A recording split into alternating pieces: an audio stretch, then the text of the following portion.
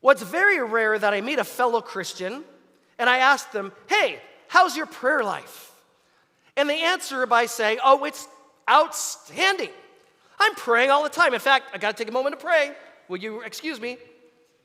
Or I usually don't meet people who are on the other extreme saying, well, you know what, my prayer life is absolutely abysmal.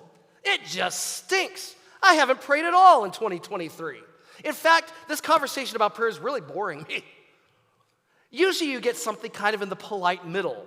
Something like, well, could be better. And yet we are exhorted by the Apostle Paul in 1 Thessalonians 5 to pray without what? Ceasing.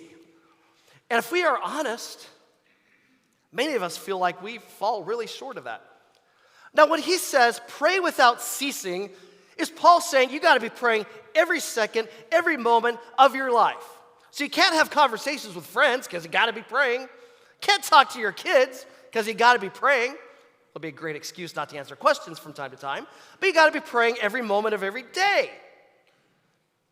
Is that what he's saying? No, it goes much deeper than that. It's the idea that as we live our lives, we are consciously aware of the presence of God. We are consciously aware that every second we are living in God's presence. We are always before God, and God is always before us. And if we are truly living in God's presence and conscious of it, prayer should be what I call our natural flinch, our natural reaction to the things that hit us. I feel tempted to sin. And when I recognize I'm living in God's presence, my natural reaction is going to be, God, please help me overcome this sin. Blessings fall into my life, whatever they may be.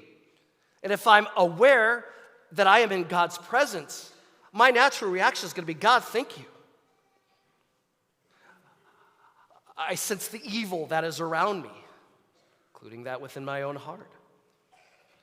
And yet I'm conscious that I'm in God's presence. My natural flinch of prayer should be, God, I see this world, a world that rebels against you. I pray that you would put it to right. And Lord, if you can use me as a vessel to make that happen, please do. That's a natural flinch when you're conscious of being in God's presence. Or someone in front of me is driving too slow on the 101. Let's just say if I were constantly aware of God's presence, my flinch would probably be a little different than it sometimes is. And so my hope this morning for all of us is to help those of you, those of us struggling to get into the right habit of prayer, or perhaps are struggling to regain a lost rhythm, if you will, to regain it. To be conscious that we are in God's presence and to pray in kind.